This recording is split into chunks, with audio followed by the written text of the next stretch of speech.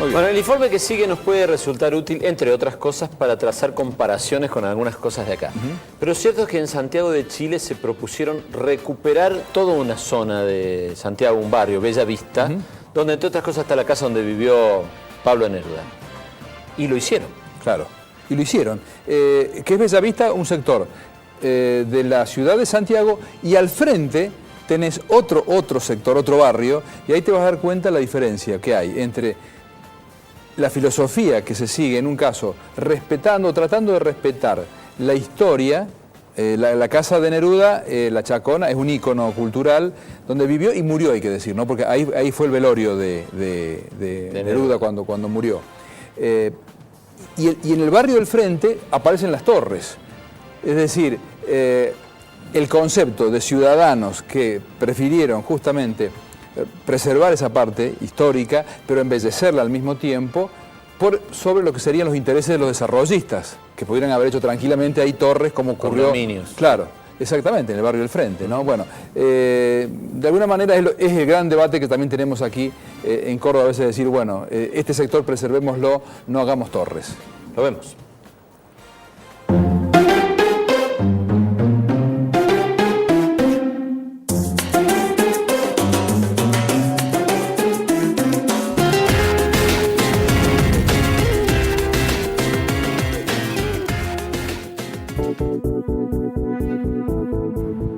Estamos en la Plaza de la Ciudadanía, a un costado de la Casa de la Moneda en Santiago de Chile.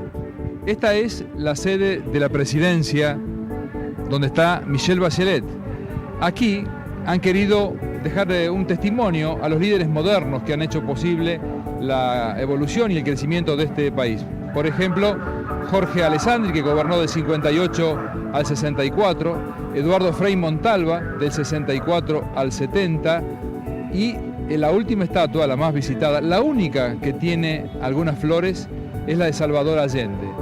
A diferencia del resto, solamente han puesto la fecha de nacimiento y la fecha de su muerte. En la Casa de la Moneda se cumplen 41 años del derrocamiento de Salvador Allende, fusil en mano, después del golpe militar que lo desalojó del poder. Telenoche vino a Chile para mostrar el desarrollo de algunas políticas públicas de relativo éxito que pueden ser de interés para los cordobeses.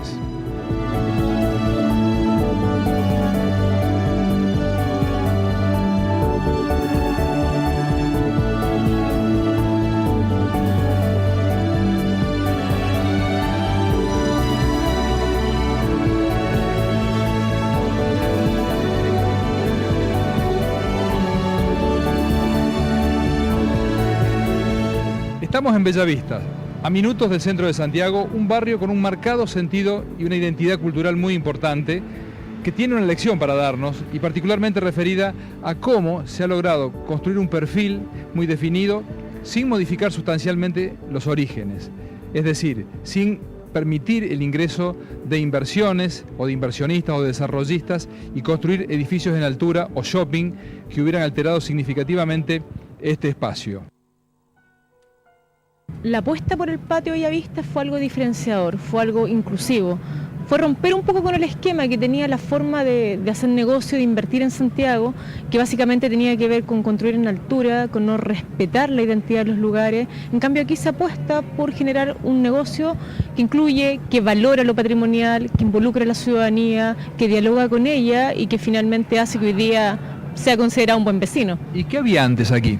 Aquí habían casas de fachada continua, habían negocios, ferretería, sectores como ese tipo de uso, pero que se fue adquiriendo y que finalmente se fue transformando en una manzana que hoy día prácticamente conformó un barrio dentro de otro barrio. O sea, cuando uno está dentro del patio Bellavista, finalmente está en un lugar interior. Y si sale hacia afuera se da cuenta que la dinámica, el ritmo, el ruido es totalmente diferente. Si tuviéramos que trasladar este ejemplo de Bellavista a otros lugares, por ejemplo Córdoba, ¿cuál es ¿cómo se conforma la participación del sector público, de los empresarios y de los vecinos? Yo creo que lo principal es que tienen que estar todos los actores sentados sobre la mesa. Lo otro es que tienen que estar todos los intereses también puestos sobre la mesa. Y yo creo que lo más importante acá es empezar a escuchar, a entender y cómo se puede hacer un punto de inflexión en la forma en que se diseña la ciudad. claramente el patio Bellavista, nosotros lo que vemos aquí, hay un efecto en que todos ganan. El negocio es rentable, se rentabilizó el lugar, se cuida el patrimonio, se capitaliza lo que tiene, por lo tanto yo creo que ahí tiene que haber un ejercicio en que todos se sientan escuchados, incluidos, y que finalmente esto le agregue valor a todos los actores. ¿Por dónde empezó esa participación?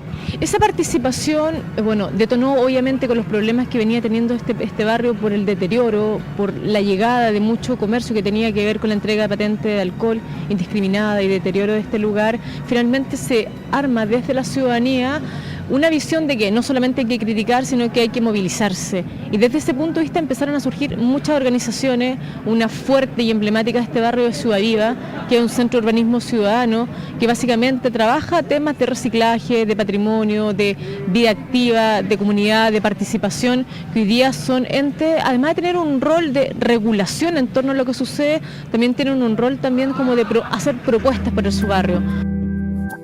Aquí en Bellavista hay un punto importante para destacar en la visita que tiene que ver con el ícono cultural, que es la Chacona, la casa de Neruda, la última casa, la última morada, hay que decirlo de esta manera, porque aquí fue velado el Premio Nobel de la Paz en 1974.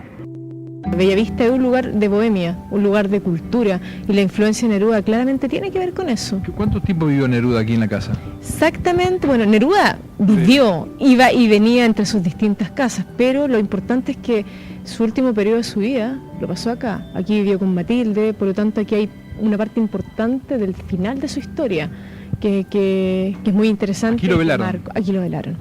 Aquí lo velaron, inclusive en la biblioteca de esta casa hay fotos de ese momento y que fueron registradas y que fueron mostradas al mundo como un efecto de demostración también de lo que estaba pasando en Chile.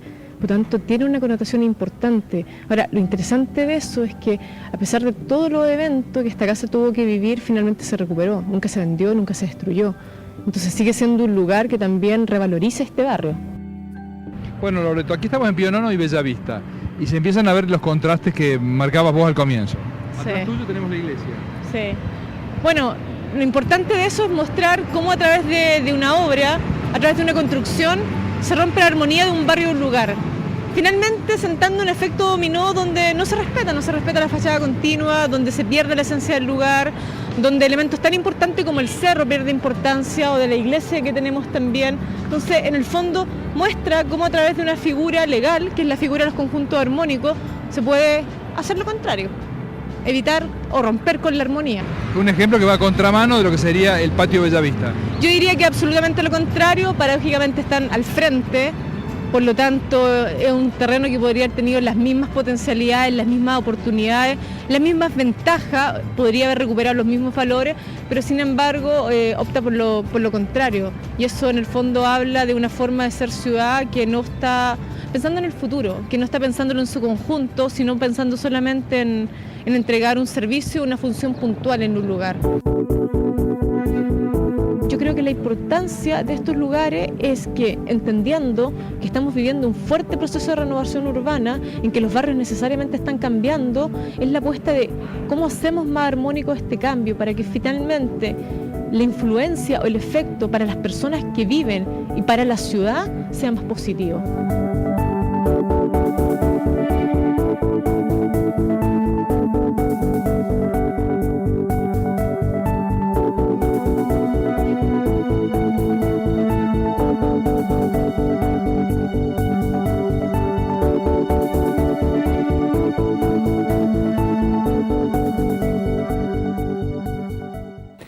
Bueno, a su modo esto sería, Bellavista en Santiago sería nuestro barrio Güemes.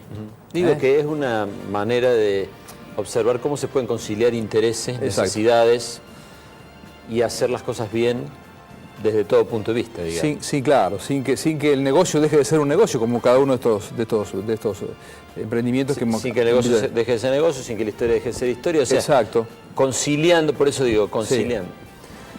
La verdad que interesante informe, estoy pensando en los muchos lugares que podrían recuperarse esa En Córdoba, exactamente. Bien, entonces agradecemos también a la gente de Himalaya Viajes, que fue la que nos permitió hacer este recorrido por Chile. Todavía nos queda un informe más y es la empresa que también nos llevó a Lima y a Santa Cruz de la Sierra.